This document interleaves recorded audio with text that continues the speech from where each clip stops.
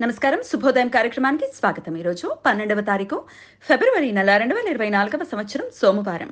శ్రీ శోభకృత్ నామ సంవత్సరం ఉత్తరాయణం శిశిర ఋతువు.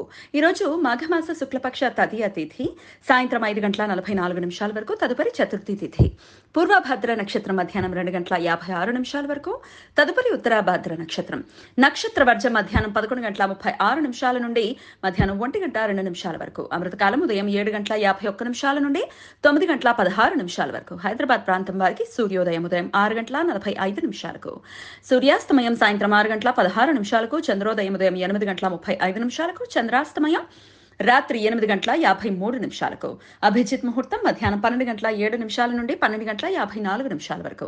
దుర్ముహూర్తం మధ్యాహ్నం 12:54 నుండి 1:40 వరకు.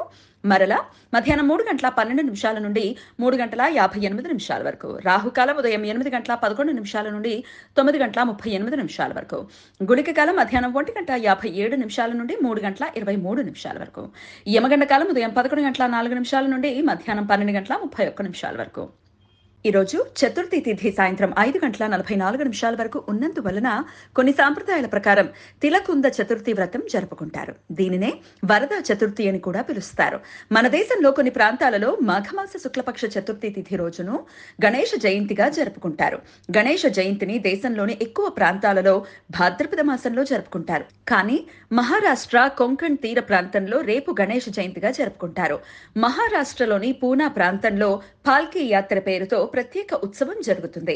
ఈ రోజు భక్తులు మట్టి వినాయకుడికి షోడశోపచారాలతో ప్రత్యేక పూజ చేసి తిలలతో అంటే నువ్వులతో చేసిన ప్రత్యేక పదార్థాలను ప్రసాదంగా నివేదిస్తారు. అందుచేత ఈ చతుర్థిని తిలకుంద చతుర్థి అని, తిలకుంద చవితి అని పిలుస్తారు. గుడ లవణం దానం.